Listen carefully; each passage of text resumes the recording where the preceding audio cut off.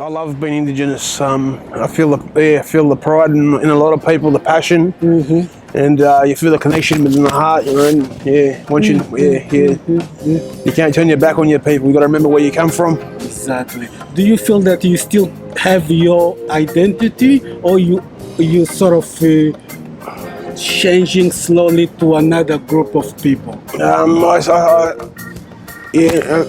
said, you got to remember where you come from. Yeah. Your character's your character, and whether you want to be a fair judge, that character, who you are, allows you to be that person, and your word is your word. And What's your message to the people that don't know about the struggles of Indigenous people in Australia?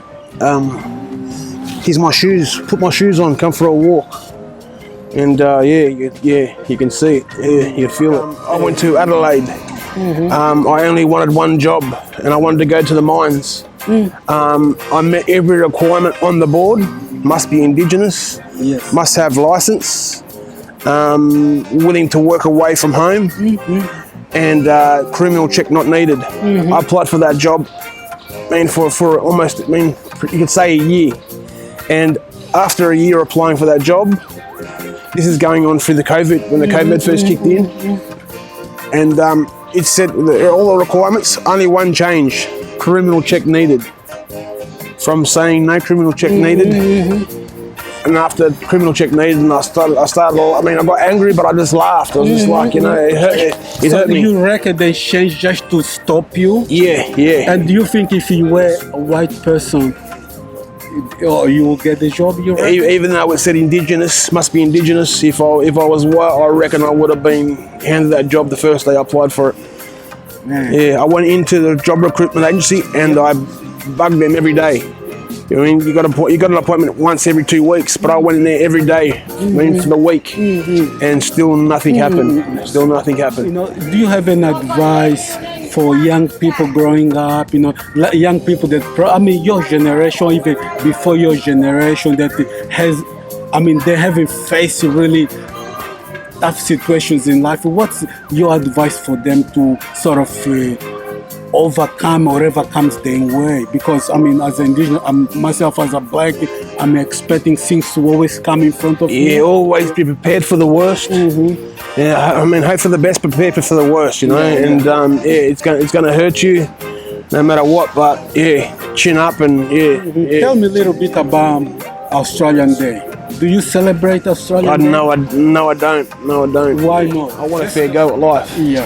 And I want the opportunities everybody else has. Yeah. And Okay. So you feel like the Indigenous people then don't have the opportunity as exactly. They say the opportunity is there. If you want the opportunity, you'll get the opportunity. But no, I've tried, and they celebrate Australia Day, as we know, Invasion Day, and we complain about what's going on with us and our history, but they tell us to forget about it. But you tell us to forget about that, but you're celebrating Invasion Day, Australia Day. Why should we forget about it? And it's if we forget about it, it's history repeating itself. The boys and women around here don't even have a license. If they had the chance to hold a license, I guarantee a lot of them will stop drinking. Yeah. A lot of them will stop drinking, doing drugs. Do you think that drinking is one of the way to sort of forget about numb the pain? Numb the pain. Yeah. Yeah, that's a big key to numb the pain. And, Yeah. Do you think the government intentionally did that? Yeah. It's like the pyramid. It's like the pyramid. It's like like little cycles. And, no matter what level you are in life or what race you are, it's like just a bit worried because like this is like a meeting hole. Like there's like a community of Aboriginal people.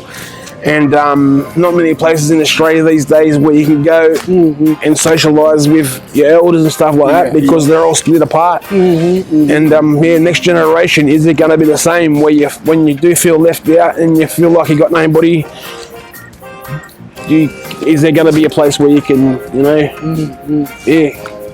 And I heard that some of the bills you gotta go down and they're gonna move you somewhere else. Split us all up, break